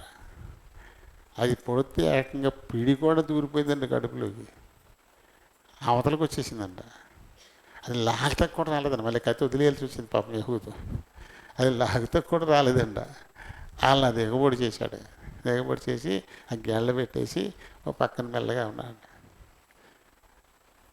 తర్వాత ఏంటి చెప్పులు లేదేంటి, ఏం లేదేంటి అని అతను మనుషులు ఉంటారు కదా, మనుషుల దగ్గరికి వస్తే ఒకవేళ ఏమైనా శంక తీర్చుకోవడానికి బాత్రూమ్కి వెళ్ళాడేమో అని చెప్పేసి ఇలా అనుకుంటా ఉన్నారంటే, ఎంతసేపటికి చెప్పులు లేకపోతే ఇది మొత్తం మీద మారుతాడని పట్టుకొచ్చి తలుపు తీసి చూస్తే చచ్చి పడి ఉన్నాడండి. అప్పుడు యెహూదు దిగి పారిపోయి మొత్తం మీద మళ్ళీ అతను జనం ఉన్నారు కదా, వాళ్ళ దగ్గరికి వచ్చి నేను ఎగ్లోని చంపేశాను, రండి వారిని ఆ మోయాబీలందరినీ మనం నాశనం చేద్దామని చెప్పేసి మొత్తం మీద పట్టుకుని వాళ్ళందరినీ నాశనం చేసేసాడు. మొత్తం మీద యెహూదు ద్వారా ఈ మోయాబు రాజు అయిన ఎగ్లోన్ నుంచి మళ్ళీ రక్షణ వీరికి వచ్చింది. 18 సంవత్సరాలు బాధపడ్డారు వీళ్ళు, 18 ఏళ్ళు శ్రమలు అనుభవించారు. ఆ తర్వాత మళ్ళీ 80 సంవత్సరాలు వాళ్ళకి స్వేచ్ఛ దొరికింది. 80 ఏళ్ళ వరకు ఇబ్బందులు లేవు. దాంతో ఇప్పుడు ఇంకా రెచ్చిపోతారు కదా, ఇంత సుదీర్ఘకాలం ఏ సమస్య లేదంటే ఇప్పుడు ఇంకా చెడిపోతారు. మళ్ళీ చెడిపోయారు. మళ్ళీ చెడిపోతే ఇప్పుడు మళ్ళీ ఫిలిస్తీన్లకి అప్పచెప్పాడంట. ఫిలిస్తీన్లకి అప్పచెప్తే ఇప్పుడు మళ్ళీ షమ్గరు అనేటువంటి ఒకడిని 3వ న్యాయాధిపతి ఇతను షమ్గరు, అతన్ని దేవుడు ఏర్పాటు చేస్తే ఇతను అసలు కత్తి ఏం అక్కర్లేదండి, వీడికి ములికోల కర్ర, ములికోల దూడలు పొడుస్తారు చూడండి, అలాంటి ములికోల కర్రతో 600 మంది చంపాయండి. అక్కడ ములికోల కర్రతోటి 600 మంది చంపేసి ఆ ఫిలిస్తీన్ల చేతిలో నుంచి ప్రజలకు మళ్ళీ విడుదల ఇచ్చినటువంటి వాడు షమ్గరు. ఇతను 3వ న్యాయాధిపతి. అయితే ఇక్కడ ఈ మొత్తం న్యాయాధిపతులకి అంతమంది అదే, మళ్ళీ కొన్నాళ్ళ పాటు ప్రశాంత వాతావరణం ఉంటుంది, మళ్ళీ దేవుని మర్చిపోతారు, మళ్ళీ అన్యుల ఆచార సాంప్రదాయాల పద్ధతుల్లో మునిగిపోతారు, దేవుడికి మళ్ళీ కోపం వస్తుంది, మళ్ళీ ఇంకొకరికి మళ్ళీ చెప్తాడు, మళ్ళీ వాడు మళ్ళీ బానిసలను చేసుకుని మళ్ళీ కొన్నాళ్ళ పాటు రాజి రంపాన పెట్టేస్తాడు. అప్పుడు దేవుడా అంటూ మళ్ళీ ఆయన దగ్గరికి వస్తారు. వస్తే మళ్ళీ ఒక రక్షకుడిని నియమించడం. చక్కగా తాయితీగా ఈ న్యాయాధిపతుల ప్రతి గ్రంథాన్ని అలా చదువుకుంటూ వెళ్ళండి. న్యాయాధిపతులు ఎవరెవరిని రక్షకుడిగా దేవుడు నియమించాడో, వారు ఎంతకాలం పాటు న్యాయాధిపతులుగా ఉన్నారో అదంతా మనకు ఉంటుంది. సంసోను కూడా అలాంటివాడే, గిద్యోను కూడా అలాంటివాడే. అది న్యాయాధిపతులుగానే దేవుడు నిర్మించినటువంటి వారు. ఎందుకు ఇక్కడ ఈ అన్య జనాంగాన్ని వారి మధ్యన ఎందుకు ఉండనిచ్చాడు? ఎందుకు? వారు గెలవాలని, విజేత కావాలని. ఓ పోటీ అంటూ ఉంటేనే కదా గెలుపు అనేది. పోటీయే లేకపోతే ఇక గెలగం ఎక్కడ? ఏ పోటీలు లేనప్పుడు గెలుపు లేదు, ఓటమి లేదు. గెలుపు ఓటములు మనకి కనపడాలంటే అక్కడ ఒక పోటీ అనేది ఉండాలి. 2 కోళ్ళకి పందెం అయితే ఒకటి చచ్చుద్ది, ఒకటి నిలబడుతుంది, అది గెలిచింది. ఆ కోళ్ళ మధ్యన పోటీ అయిపోతే గెలిచేది ఎక్కడ, ఓడేది ఎక్కడ? అవి అలాగే ఉండిపోతాయి. అందుకని ఒక పోటీ అనేది ఉండాలి. దానికోసమే దేవుడు తన ప్రజల మధ్య అన్య జనాంగాన్ని ఉంచాడంట. కానీ వాళ్ళు ఓడిపోతూ వచ్చారనుకోండి, దేవుని ఉద్దేశం అయితే మనం గెలుస్తామేమో అని. గెలిచిన వారికి ఏమి ఇస్తాడంట ఆయన? గెలిచిన వారికి ఏమిస్తాడు? ప్రకటన 2వ అధ్యాయము 7వ వచనం నుంచి 3వ అధ్యాయము 21వ వచనం వరకు జయించు వారికి ఏమేమి ఇస్తాడు? 7 సంఘాలు. ఆ 7 సంఘాలు గెలిస్తే వారికి ఏమి ఇస్తాడు అక్కడ స్పష్టంగా రాయబడింది కదా. ఇక్కడ ఏముంది? 2:7 జయించువానికి దేవుని పరదైసులో ఉన్న జీవవృక్ష ఫలము భుజింపనెత్తును. జయించువాడు. ఎవరు గెలుస్తారు అంటే ఎవరు లోకాన్ని గెలుస్తారు? ఎవరు శరీరాశ, నేత్రాశ, జీవపుడంబాలను గెలుస్తారు? అన్యజనుల మధ్య ఉంటూనే వారి యొక్క పవిత్రతను ఎవరు కాపాడుకుంటారు? మేము జీవముగల యెహోవా దేవుని సంతానము అని గర్వంగా ఎవరు తలెత్తుకుని ఉంటారు? అలాంటి వారికి ఏం చేస్తారంటే ఆయన పరదైసులో ఉన్న జీవవృక్ష ఫలాన్ని భుజింపనిత్తును. ఆ జీవవృక్ష ఫలాన్ని తిన్నారు అంటే వాళ్ళు నిత్యము దేవుని నిత్యరాజ్యంలో ఉండిపోతారు. నిత్యము ఉండిపోతారు. ఇక వారికి ఇంకా నరకం అనేది లేదు. ఎప్పుడు దేవుని నిత్యరాజ్య వారసులు అయిపోతారు వాళ్ళు. ఈ లోకాన్ని ఎవరికి గెలుస్తారో వారికి కదా. ఇక్కడ దేవుడు పరదేశుకు వెలుపలనున్నటువంటి ఈ పనికి మాలిన మట్టిని పట్టుకెళ్ళి పరదేశులోకి తీసుకెళ్ళి ఆ మట్టితో నరును చేసి అతని నాసికారంధ్రాల్లో తన జీవవాయువును వదిలి ఆ తదుపరి ఆ నరుల్లో నుంచి ఒక పక్కటెముక తీసి ఆ పక్కటెముకకు మొత్తం అన్ని ఎముకలు, ఆ తర్వాత కండరాలు, ఈ నరాలు ఇవన్నిటినీ ఏర్పరిచి స్త్రీనిగా చేసి ఆ నరునికి భార్యను చేశాడు దేవుడు. చేసి పరదేశంలో హ్యాపీగా బతకమన్నాడు. ఆ పరదేశంలో జీవవృక్ష ఫలము ఉంది, ఆ చెట్టు ఉంది. అదే పరదేశంలో మంచి చెడ్డల తెలివినిచ్చే ఒక చెట్టు కూడా ఉంది. మంచి చెడ్డ తెలివినిచ్చు వృక్షం కూడా అక్కడే ఉంది, అందులోనే ఉంది. జీవవృక్షం కూడా అందులోనే ఉంది. ఎందుకు ఉంచాడు దాన్ని? అది అలా ఉండగానే దేవుని ఆజ్ఞను వీళ్ళు అనుసరిస్తూ వాళ్ళ ప్రత్యేకతను వారు కాపాడుకోవాలి. అదంటూ లేకపోతే ఇక సమస్య ఎక్కడ ఉంది? కాపాడుకోవడానికి ఇంకేముంది? ఇక తన ప్రత్యేకతను చాటుకోవడానికి ఇంకేముంది? ఇంకా అలాగే ఈ అన్ని జనాంగం అంటూ ఇజ్రాయేలీల మధ్య లేకపోతే తమ ప్రత్యేకతను కాపాడుకోవాల్సిన అవసరం ఏముంది? అందరూ తమ జనులే కదా. వారికి ఒక టెంప్టేషన్, ఒక శోధన ఎలా వచ్చింది? రాదు కదా. శోధన అంటూ రానప్పుడు దాన్ని ఎదిరించడం ఎలా తెలుస్తుంది? దాన్ని గెలవడం ఎలా తెలుస్తుంది? విజేతలు అవ్వడం ఎలా తెలుస్తుంది? దానికోసమే ఇజ్రాయేలీల మధ్య అన్య జనాంగాన్ని అక్కడ ఉంచాడు. అందుకోసమే పరదేశులు జీవవృక్షం, దాంతోపాటుగా మంచి చెడ్డల తెలివినిచ్చేటువంటి ఆ వృక్షాన్ని కూడా అందులోనే పెట్టాడు.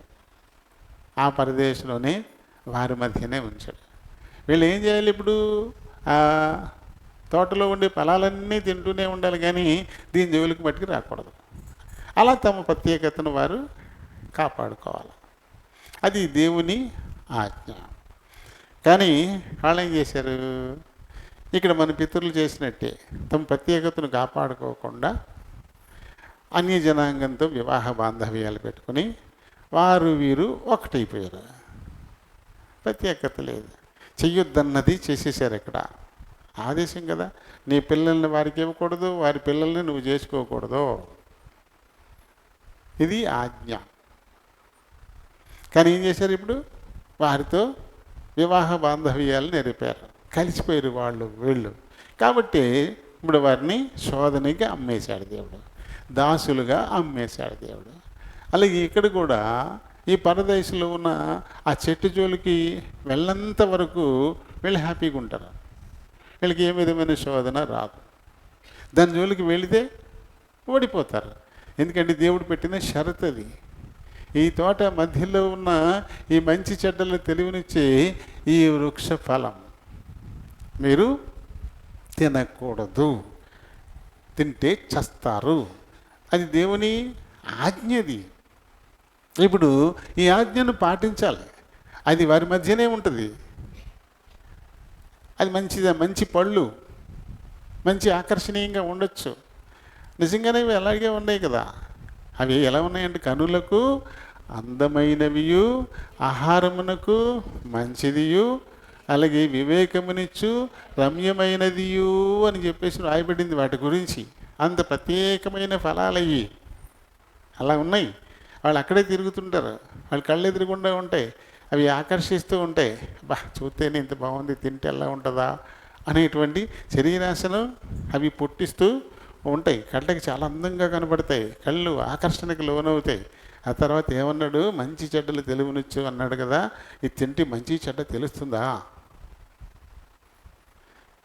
ఇలాంటివన్నీ వారికి తెలిసి కూడా అది వారి మధ్యనే ఉన్న దాని జోలికి వాళ్ళు వెళ్ళకూడదు. అప్పుడే గెలుస్తారు. వెళ్ళారు, ఆజ్ఞాతిక్రమం అయిపోద్ది. వెళ్ళారు, అందుకు ఫలితం ఏంటో మరణమని దేవుడు చెప్పేశాడు. అది వచ్చేస్తుంది. కానీ ఏం చేశారు? వీళ్ళు ఓడిపోయారు. అక్కడ ఓడిపోయారు. తినొద్దన్న చెట్టు ఫలాన్ని తినేశారు. తినేయడాన్ని బట్టి ఇప్పుడు ఆధ్యాత్మికంగా వాళ్ళు అక్కడ చచ్చిపోయారు. ఇంకా జీవవృక్ష ఫలం తినడానికి ఇంకా వారికి ఛాన్స్ లేదు. పాపులయిన తర్వాత జీవవృక్ష ఫలాన్ని తింటే ఎప్పటికీ పాపిగానే ఉండిపోతాడు. జీవవృక్ష ఫలాన్ని తిన్నవానికి మరణం ఉండదు. పాపి అయిపోయి అది తింటే ఇంకెప్పటికీ పాపిగానే ఉండిపోతాడు. అందుకని దేవుడు ఏం చేశాడు? ఇప్పుడు వారిని వెలుపలికి తరిమేశాడు. ఏ నేల నుంచి మట్టి తీసుకెళ్ళి పరదేశులు ఆదామును చేశాడో, మళ్ళీ ఆ పరదేశంలో నుంచి ఆ నేల మీదకి వచ్చి పడ్డాడు అంతే. ఆ పరదేశంలో నుంచి మళ్ళీ వెళ్ళి ఏ నేల నుంచి తీయబడ్డాడో ఆ నేల మీద పడ్డాడు అంతే. ఇప్పుడు మళ్ళీ ఆ జీవవృక్ష ఫలాన్ని తినాలంటే ఏం చేయాలి? ఇప్పుడు ఏ విషయాల్లో వాడు ఓడిపోయారో ఆ విషయాల్లో గెలవాలి, జయించాలి. ఏ శరీరాశ ముందు ఓడిపోయారో, ఏ నేత్రాశ ముందు ఓడిపోయారో, ఏ జీవపుడంబం ముందు ఓడిపోయారో, ఇప్పుడు ఈ మూడింటి మీద ఏమవ్వాలి? వాళ్ళు గెలవాలి, జయించాలి. అలా ఎప్పుడైతే జయిస్తారో మళ్ళీ తిరిగి ఇదివరకు జీవవృక్ష ఫలాన్ని తిన్నారు పరదేశంలో, మళ్ళీ ఇప్పుడు అదే జీవవృక్ష ఫలాన్ని ఆ పరదేశంలో ఉండే ఆ ఫలాన్ని తినడానికి నేను అవకాశం ఇస్తాను అంటే వాళ్ళు నిత్యము జీవిస్తారు. నిత్య జీవంలో వారిని వారసుల్ని పాలివారిని నేను చేస్తాను. మరి విశ్వాస వీరులందరూ కూడా వారికి ఎదురైనటువంటి సమస్యల్లో వాళ్ళు గెలుపొందిన వారికి ఉన్నారా? జయవంతులయ్యారు, గెలిచారు. వాళ్ళు విశ్వాస వీరులందరూ కూడా వారికి ఎదురైన శోధనల మీద విజయం సాధించారు. అందుకనే గొప్ప సాక్షి సమూహంలో వారు చేర్చబడ్డారు. ఇంత గొప్ప సాక్షి సమూహము దేనికి సాక్షులు? వాళ్ళు దేవుని బల ప్రభావాలకు సాక్షులు, వాళ్ళు దేవుని సమర్థతకు సాక్షులు, వాళ్ళు దేవుని పవిత్రతకు సాక్షులు, వాళ్ళు వారు మాట ఇచ్చి నెరవేర్చుకునేటువంటి దేవుని లక్షణానికి వాళ్ళు సాక్షులు. మనందరం కూడా అలానే సాక్షులుగా ఉండాలనేది ప్రభువు కోరిక. శిష్యులందరినీ నాకు మీరు యెరూషలేములోను అలాగే యూదయ సమరయ ప్రాంతాల్లోనూ భూదిగంతాల వరకు నాకు మీరు సాక్షులుగా ఉంటారు అని శిష్యులతో చెప్పాడు. ఆ శిష్యులతో ఏం చెప్పాడు? మళ్ళీ సమస్త జనులను శిష్యులుగా చేయండి అన్నాడు. అంటే మనమందరం కూడా శిష్యులమే. కాబట్టి ఆ శిష్యులకి ఇచ్చిన ఆదేశం ఏంటి? సాక్షులుగా ఉండాలి అనేది. మనమందరం కూడా సాక్షులుగా మనం ఉండాలి. అప్పుడు మాత్రమే మనం గెలుస్తాం, మనము విజేతలు అవుతాం. అప్పుడే పరదేశంలో ఉండేటువంటి ఆ జీవవృక్ష ఫలాన్ని తినేటువంటి ఒక మంచి అర్హత కూడా మనకి లభిస్తుంది. ఇలా ఎవరైతే గెలుస్తారో వారిని యోహాను సువార్త 14వ అధ్యాయంలో ప్రారంభం నుంచి చెప్పినట్టుగా ఇందాక మనం పాడాం కదా, జయించు వారిని కొనిపోవడానికి యేసుప్రభు మళ్ళీ వస్తాడు. వారిని తీసుకెళ్ళి ఆయన పరలోక రాజ్యాన్ని స్వతంత్రించుకునేలా చేస్తాడు. అదే పాట ఇప్పుడు మనం పాడాం. అంటే ఆయన మనల్ని తీసుకెళ్ళాలంటే ఏం చేయాలి? ఈ లోకాన్ని గెలవాలి. మన ఆది తల్లిదండ్రులు ఏ ఏ విషయాల్లో వాటిమి చెందారో, ఏ ఏ విషయాల్లో ఓడిపోయి మనలందరినీ పాపులుగా జీవవృక్ష ఫలానికి అనర్హులుగా చేసేశారో ఆయా విషయాల్లో ఇప్పుడు మనం గెలిచి మళ్ళీ తిరిగి ఆ జీవవృక్ష ఫలాన్ని తినేటువంటి అర్హతను మనం సంపాదించుకుంటే మనం విజేతలం, మనం జయించిన వారం, గెలిచిన వారం అవుతాం. అలాంటి వారందరినీ ఆయన వచ్చి తీసుకెళ్తాడంట కదా. ఏమన్నాడు ఆయన? నా తండ్రి ఇంట అనేక నివాసములు గలవు, లేని ఎడల మీతో చెప్పుదును, మీకు స్థలము సిద్ధపరచ వెళ్ళుచున్నాను, నేను వెళ్ళి మీకు స్థలము సిద్ధపరిచిన ఎడల నేముండు చలంలో మీరు కూడా ఉండులాగునా మరలా వచ్చి మా యొద్ద ఉండడానికి మిమ్మల్ని తీసుకొని పోతాను అని చెప్పేసి కదా. అంటే మొత్తం మీద ప్రకటన, ఈ ప్రకటన గ్రంథంలో 2వ అధ్యాయం 7వ వచనం నుంచి 3వ అధ్యాయం 21వ వచనం వరకు 7 సంఘాలు ఉన్నాయి. 7 సంఘాలను ఉద్దేశించి రాస్తూ జయించువానికి అనే పదాలు వాడాడు 3 సంఘాలకి కూడా. మరి మొదటి సంఘం చూసాం ఇప్పుడు. ఎఫెసీ సంఘంతో మాట్లాడుతూ జయించేటువంటి వారికి పరదైసులో ఉన్న జీవవృక్ష ఫలాన్ని భుజింపనిస్తాను అంటూ ఎఫెసీ సంఘంతో ఆయన మాట్లాడుతూ చెప్పినటువంటి మాట అది. ఎఫెసీయులారా, మీలో ఎవరు గెలుస్తారో వారు పరదేశంలో ఉన్న జీవవృక్ష ఫలాన్ని భుజిస్తారు, నిత్యము మాతో పాటే ఉంటారు, నిత్యరాజ్య వారసత్వం మీదవుతుంది అంటూ ఎఫెసీ సంఘంతో మాట్లాడుతాను. ఇప్పుడు ఎల్బేతెల్ సంఘంతో మాట్లాడుతున్నాడు. ఎల్బేత్ సంఘస్థులారా, మీరు ఎవరు గెలుస్తారో, ఈ లోకాన్ని ఎవరు గెలుస్తారో, ఈ శరీరాశి నేత్రాశి జీవపుడంబాల్ని ఎవరు గెలుస్తారో, అలా గెలిచినటువంటి వారికి పరదేశంలో ఉన్నటువంటి ఆ జీవవృక్ష ఫలాన్ని భుజింపనిస్తాను, వాళ్ళు నిత్యము నిత్య జీవాన్ని సంపాదించుకొని మాతో పాటే వారు ఉంటారు అంటూ ఎఫెసీ సంఘంతో ఆత్మ ద్వారా మాట్లాడాడు. ఇప్పుడు మనతో కూడా ఆయన మాట్లాడుతూ ఉన్నాడు. అది మరి మన కొరకు ఓ మంచి జీవవృక్ష ఫలాన్ని సిద్ధం చేసిన దేవుడు, అది మనం తినడానికి అర్హులుగా ఈ లోకాన్ని కనుక మనం గెలిచినట్టయితే ఆయన నిత్యరాజ్య వారసత్వాన్ని సిద్ధం చేసిన దేవుడు, మనకి స్థలం సిద్ధం చేయడానికి వెళ్ళినటువంటి దేవుడు, ఆయన ఉండే చోట మనం ఉండేలాగా వచ్చి తీసుకెళ్ళడానికి సిద్ధంగా ఉన్నటువంటి దేవుడు. ఆయన మనకి ఎంతైనా ఆరాధనీయుడు కదా. ఆయనే మన సెలబ్రిటీ కావాలి, ఆయనే మన మార్గదర్శకుడు కావాలి కదా. ఆయనే మనకు ఎదురుగుండా మన ఒక టార్చ్ బ్యారర్ అనమాట, టార్చ్ బ్యారర్. ఆయనే మన ముందుండి పరలోకానికి నడిపించేటువంటి వాడు. కాబట్టి ఆయన ఆరాధనీయుడు, ఆయన ఇప్పుడు మనం ఆరాధన చేద్దాం. దేవుడి మాటల్ని దీవించినగాక.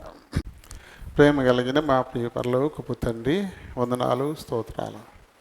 మీ కృప చొప్పున ఇంతవరకు మా మధ్య నుండి హెబ్రీ 11:33 వచనం ద్వారా మాకు నేర్పించిన ఆత్మీయ సత్యాలను బట్టి హృదయమారా మిమ్మల్ని స్తుతిస్తూ కనపరుస్తున్నాను. ఎన్నో రకాలైనటువంటి శోధనల్ని, సమస్యల్ని గెలిచిన ఆయన విజేతలుగా మీ ముందు నిలబడినటువంటి వారు, ఒక గొప్ప సాక్షి సమూహంగా వారు ఉన్నారు. మరి మేము కూడా గెలిచి ఆ సాక్షి సమూహంలో మేము చేరాలి అంటే నాయన, మీరిచ్చేటువంటి శిక్షణను మేము తీసుకోవాలా. నువ్వు తండ్రి మా పితరులైన ఇశ్రాయేలీయులు అంతకుముందు వారు యుద్ధాలు చేయలే, వారి పితరులు యుద్ధాలు చేశారు, కానీ వీరికి యుద్ధ విద్యలు రావు. కాబట్టి మీరు యుద్ధ విద్యలు నేర్చుకోవాలి, ఓ మంచి ప్రణాళికను వాళ్ళు కలిగి ఉండాలనే ఉద్దేశంతో వారి మధ్యనే మీరు శత్రు సమూహాన్ని ఉంచారు. అలాగే మోషే ద్వారా మీరు ఆజ్ఞాపించినటువంటి ఆజ్ఞలు వారు మీరకుండా తమ ప్రత్యేకతను కాపాడుకుంటారా లేదా అనేది మీరు పరీక్షించారు. కానీ వారు ఆ విషయంలో ఓడిపోయినప్పుడు వారిని బానిసలుగా మీరు అమ్మేసిన వారుగా ఉన్నాను. అలానే తండ్రి, మేము కూడా మీరు మాకు ఇస్తున్నటువంటి పరీక్షల్లో మేము గెలవకపోతే, నిలబడలేకపోతే మేము ఈ లోకానికి దాసులైపోతాం, బానిసలైపోతాం. ఈ లోకాన్ని ఎవరు గెలుస్తారో వారే పరదేశంలో ఉన్నటువంటి జీవవృక్ష ఫలాన్ని భుజించడానికి అర్హులవుతారు. అంటే ఈ నిత్యరాజ్యంలో నిత్యము ఉండేటువంటి అర్హతను వారు సంపాదించుకుంటారని ఎఫెసీ సంఘానికి ఆత్మ ద్వారా మీరు రాయిస్తూ చెప్పారు. ఇప్పుడు మాకు కూడా చెప్తా ఉన్నారు, ఆయన మేము నిత్యము మీతో పాటు ఉండాలంటే పరదేశంలో ఉన్న జీవవృక్ష ఫలాన్ని తినే అర్హతను మేము సంపాదించుకోవాలి. అలా సంపాదించుకోవాలంటే మేము పోరాటమే చేయాలి. ఈ లోకాన్ని మేము గెలవాల్సి ఉంటుంది, ఈ లోకాన్ని గెలిచి విజేతలు కావాల్సి ఉంటుంది.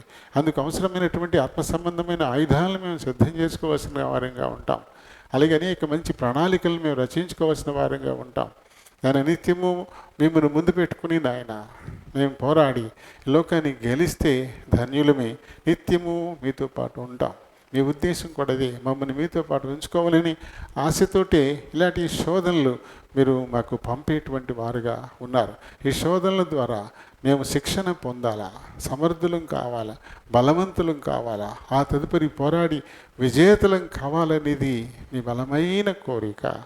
కాబట్టి విన్న ఈ మాటలు మా ప్రియులు తమ హృదయాల్లో భద్రపరుచుకొని జాగ్రత్తగా అనుసరించి నడుచుకోవడం ద్వారా ఆత్మీయంగా బలపడడానికి, ఈ నిత్యరాజ్య వారసత్వాన్ని సంపాదించుకోవడానికి సిద్ధపడేలాగా సహాయం చేయండి. ఆరాధించబోతున్నారు, మీరు ఆత్మయ్య ఉన్నారు కనుక ఆత్మతో సత్యముతో ఆరాధించడానికి మంచి మాటలను వీళ్ళకి అనుగ్రహించమని ప్రభువును మా రక్షకుడునైనా యేసునామమున అడిగి వేడుకుంటున్నాను మా పరమ తండ్రి, ఆమేన్. రోమియోలకు రాసిన పత్రిక 6వ అధ్యాయము 6 నుంచి 11వ వచనం వరకు మనం కలిసి చదువుకుందాం. ఏమనగా మనమికను పాపమునకు దాసులము కాకుండుటకు పాప శరీరము నిరర్ధకమగునట్లు మనం ప్రాచీన స్వభావము ఆయనతో కూడా సిలువ వేయబడినని ఎరుగుదము. చనిపోయిన వాడు పాప విముక్తుడని తీర్పు పొంది ఉన్నాడు.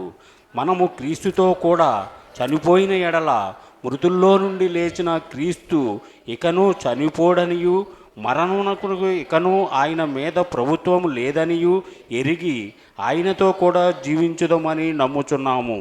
ఏలయనగా ఆయన చనిపోవుట చూడగా పాపం విషయమై ఒక్కమారే చనిపోయాను గాని ఆయన జీవించుట చూడగా దేవుని విషయమై జీవించుచున్నాడు.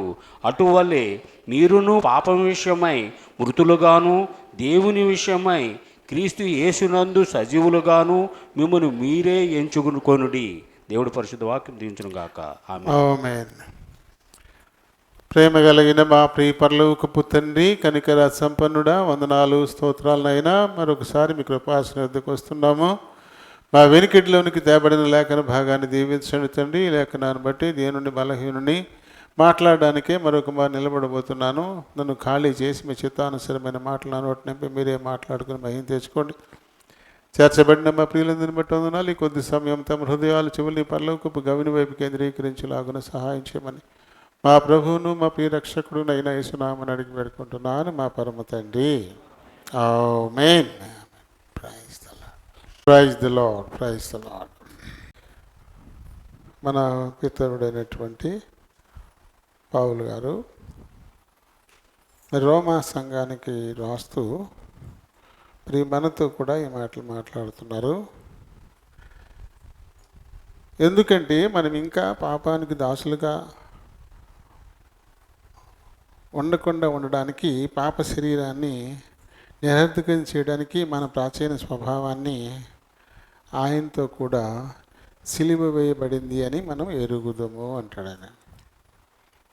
అంటే మన ప్రాచీన స్వభావం అది పాపాలతో ఉన్నటువంటి స్వభావం, ఈ శరీర కార్యాలతో ఉన్నటువంటి ఆ స్వభావం కలిగినటువంటి ఈ శరీరము మరి క్రీస్తుతో పాటుగా మరి సిలువ వేయబడింది. ఆ ప్రాచీన స్వభావం సిలువ వేయబడ్డ వాళ్ళు చనిపోతారు కదా, అంటే మనం కూడా ఆ ప్రాచీన స్వభావ విషయంలో, శరీర కార్యాల విషయంలో మనందరం కూడా మృతి పొందాము అంటారు. మరి మృతి పొందినటువంటి వాడు పాప విముక్తుడు అనేటువంటి తీర్పు పొంది ఉన్నాడు కదా. కాబట్టి మనం మృతి పొందాము అంటే మన పాపముల నుంచి మనము విముక్తులమయ్యాము, విడుదల పొందిన వారంగా ఉన్నాము అని. అంటే ప్రాచీన ఆ స్వభావాన్ని నుంచి చచ్చిపోయాం, ఆ శరీర కార్యాల విషయంలో చచ్చిపోయాం. ఇక ముందు వాటితో ఇక మనకి సంబంధం లేదు. వాటి నుంచి విడుదల పొందిన వారమైనటువంటి తీర్పును మనము పొందాము అంటాడు. అంటే మరి క్రీస్తు మృతుల్లో నుండి మరి లేచాడు, ఆయన ఇంకెప్పటికీ చనిపోడు, నిత్యము ఉంటాడు. అలాగే కూడా మనము కూడా మరి ఈ పాప విషయాల్లో చనిపోయిన తర్వాత మన పునరుత్థానమైనప్పుడు ఇంకెప్పటికీ చనిపోకుండా నిత్యము ప్రభుతో పాటు ఉంటాము అనేది ఆయన యొక్క తాత్పర్యం. ఎలా అయితే ఈ శరీర విషయంలో క్రీస్తు చనిపోయి ఆయన పునరుత్థానుడై ఇంకెప్పటికీ చనిపోకుండా నిత్యము జీవిస్తూ ఉన్నాడు, అలాగే మన పాపాల విషయమై ఈ శరీర విషయాల్లో క్రీస్తుతో కూడా మనం కూడా సిలువ వేయబడి చనిపోయి ఆత్మీయంగా పునరుత్థానం అయి ఉంటే ఇంకెప్పటికీ చనిపోకుండా నిత్యము ఆయన నిత్యరాజ్యంలో మనం ఉంటాము అని మరి పౌలు గారు చక్కటి వివరణ మనకి ఇస్తూ ఉన్నాడు. ఆయన ఎలా అయితే ఒక్కమారి ఈ శరీర విషయమై ఈ పాపాల విషయమై ఒక్కసారి చనిపోయాడు, అయితే జీవించడం చూస్తే ఆయన నిరంతరము జీవిస్తూ ఉన్నవాడుగా ఉన్నాడు. మనం కూడా ఒక్కసారి చనిపోవాలా, మళ్ళీ మళ్ళీ మళ్ళీ మళ్ళీ మళ్ళీ మళ్ళీ చనిపోకూడదు. మళ్ళీ మళ్ళీ ఇప్పుడు చనిపోవాల్సి వస్తుంది. మళ్ళీ పాపాల విషయమై బతికితేనే కదా. పాపాల విషయమై ఒక్కసారి చనిపోయి ఆత్మ విషయంగా ఒకసారి పునరుత్థానం అయిపోయాము అనుకుంటే ఇంకా ఓకే. అలా కాకుండా మళ్ళీ మళ్ళీ పాపాల విషయమే చనిపోతున్నామంటే అర్థం ఏంటి? మళ్ళీ పాపాల విషయమే బతుకుతున్నామని, వదులుకున్నవి మళ్ళీ మళ్ళీ మనం చేస్తూ ఉన్నామని. అలా మళ్ళీ మళ్ళీ చేస్తూ ఉంటామంటే ఇక మళ్ళీ మళ్ళీ నిత్యజీవాన్ని పొందేది అది ఉండదు. అది ఒక్కమారి మనకి ఇవ్వబడుతుంది. క్రీస్తు ఒక్కమారే చనిపోయి ఆయన లేచాడు. అలాగే మనం కూడా ఒక మరీ చనిపోవాలా, ఆ తర్వాత మళ్ళీ ఎప్పుడు ఇంకా అవి మన దరిదాపులకి రాకూడదు అని. అవి అలా మనకి వచ్చాయి అంటే మనం శరీర కార్యాల విషయంలో నిజంగా చనిపోలేదన్నమాట. చనిపోతే ఇక రావు మళ్ళీ. అవి చనిపోలేదు ఇంకా ఆ విషయమై. చనిపోయినట్లుగా మనం నటిస్తున్నాం అంతే, చనిపోయి మనం అనుకుంటున్నాం అంతే. అవి నిజమైతే కాదు. అలాంటప్పుడు ఎలా నిత్యజీవ వారసులు అవుతాం? ఎలా ప్రభు దేహానికి ఆయన రక్తానికి మనం వారసులం అవుతాం? ఎవరు శరీర కార్యాల విషయంలో చనిపోయాడు అనేటువంటి నిర్ధారణ ఉంటుందో, నిశ్చయత ఉంటుందో, వారు మాత్రమే పరిశుద్ధుల లెక్కలోకి వస్తారు. వారు మాత్రమే పరిశుద్ధుడైనటువంటి యేసుప్రభు యొక్క దేహంలో రక్తంలో పాలు పంపులు పొంది అర్హతను వారు మట్టికి సంపాదించుకుంటారు. చూడండి, అననీయ సప్పీరాలు ఈ శరీర కార్యాల విషయమై చనిపోయాము అని అనుకున్నారు. వాళ్ళు నిజంగా చనిపోయారా? చనిపోలేదు. నిజంగా చనిపోయి ఉంటే మళ్ళీ ఆ ధనం మీద వారికి ఆశ వచ్చుండేది కాదు. అది మళ్ళీ కొంత ఇంట్లో ఉంచుకుందాము, పేతురు దగ్గరికి వెళ్ళి అబద్ధం చెబుదాము అని అనుకునేవారు వారు కాదు. కాబట్టి వాళ్ళు ఏమైపోయారు? ఇక నిత్యజీవం అనేది వాళ్ళకి లేదు. ఇక వాళ్ళు పాతాళానికి ఖాయమైపోయారు, శాపగ్రస్తులుగా చనిపోయిన వారిగా ఉన్నారు. అలా వాళ్ళలాగే మనం కూడా ఒకవేళ శరీర కార్యాల విషయంలో చనిపోయాము అని అనుకుంటున్నామేమో, పూర్తిగా చనిపోలేదేమో. అసూయ అయ్యి నాకు లేదు, నేను వదిలిపెట్టేశాను, ఆ విషయమే చచ్చిపోయామని అనుకుంటున్నామేమో. ఇంకా అసూయ పడుతున్నావేమో. ద్వేషం, నేను ఎవరిని ద్వేషించను, నన్ను తిట్టిన వారిని కూడా నేను ద్వేషించను, నాకు అపకారం చేసిన వారిని కూడా నేను ద్వేషించను, నేను ఆ ద్వేషం విషయమే చచ్చిపోయానని అనుకుంటూనే మళ్ళీ ద్వేషిస్తున్నావేమో. నేను సత్యం విషయమై దీనికి స్థిరంగా ఉంటాను, అసత్యం విషయమై చచ్చిపోయాను, నేను ఇంకెప్పటికీ నేను అసత్యం చెప్పను అని అనుకుంటూనే ఇంకా అసత్యాన్ని మనం వెంబడిస్తూ ఉన్నామేమో. ఇలా చూసుకుంటే చాలా ఉన్నాయి కదా, శరీర కార్యాలు చాలా స్పష్టంగా ఉన్నాయి. అవన్నీ వదిలేసుకున్నాను, వాటి విషయమై నేను ఇక చచ్చిపోయాను, ఇక నాలో ఆత్మఫలం అనేది తప్ప శరీర కార్యం అనేది ఇంక లేదు అని ఒకవేళ భ్రమలో ఉంటే అప్పుడు ఆయన దేహం, ఆయన రక్తం మనకి ఏమాత్రం కూడా మేలు చేయదన్న, పైగా కీడు చేస్తుంది. ఎలాంటి కీడు అంటే మీలో అనేకులు రోగులు అవుతున్నారు, చాలామంది బలహీనులు అవుతున్నారు, చాలామంది చనిపోతున్నారు కూడా. కాబట్టి ఈ రోగం అజ్ఞాతి క్రమం వల్ల శాపంతో వస్తుంది, ఈ బలహీనత శాపంతో వస్తుంది, ఈ మరణం కూడా శాపగ్రస్తమైనటువంటి మరణమే. అంటే వీళ్ళు ఖచ్చితంగా పాతాళానికి వెళ్ళిపోతారు. దేవుడు ఒకసారి శపిస్తే ఎవరు ఆశీర్వదించగలరు? ఏ ఒక్కడు ఆశీర్వదించలేడు. కాబట్టి అవిధేయతతో ఆయన దేహంలో రక్తంలో పాల్పంపులు పొందడానికి వెళ్ళి శాపాన్ని మనం తెచ్చుకోకూడదని ఆయన మన కోసం ఒక్కసారి చనిపోయి పునరుత్థానుడయ్యాడు. కాబట్టి మీరు కూడా ఒకసారి చనిపోయి పునరుత్థానులు కండి. మళ్ళీ మళ్ళీ మళ్ళీ మళ్ళీ చనిపోయే పరిస్థితిని మీరు తెచ్చుకున్నారు అంటే మీరు చనిపోయిన వారు కారు, ఇంకా శరీర కార్యాల విషయమై మీరు జీవిస్తూనే ఉన్నారు. కాబట్టి పరిశుద్ధులు పాలు పొందేటట్లుగా పరిశుద్ధమైన దేవుని యొక్క దేహానికి సాదృశ్యమైన రొట్టెలో రసంలో పాలు పంపులు పొందే అర్హత మీకు లేదని ఈ విషయాన్ని చెప్తా ఉన్నాడు. అటువల్ల మీరును పాపము విషయమై మృతులుగాను, దేవుని విషయమై క్రీస్తు యేసునందు సజీవులుగాను మిమ్మల్ని మీరే జాగ్రత్తగా ఎంచుకోండి. అంటే పరీక్షించుకోండి, నిర్ణయించుకోండి, మీకు మీరుగానే నిర్ణయించుకోండి. ఎక్కడిగినా ఇంకా ఆ శరీర కార్యాల విషయంలో మళ్ళీ మళ్ళీ బతుకుతున్నామేమో, మళ్ళీ మళ్ళీ చచ్చిపోయేలా అవి ఇంకా మనల్ని వదలకుండా ఉన్నాయేమో. ఒకసారి ఎంపిక చేసుకోండి, మీకు మీరు కానీ ఎంచుకోండి, ఎంచి చూసుకోండి జాగ్రత్తగా. అప్పుడు శిక్ష విధి మీ మీదికి రాదు. అలా ఏంచి చూసుకోకుండా త్వరపడి దీనిలో పాలు పంపులు పొందితే అది మనకి కీడే తప్ప ఏమాత్రం కూడా మేలు చేయదు. దేవుడి మాటల్ని దీవించునుగాక.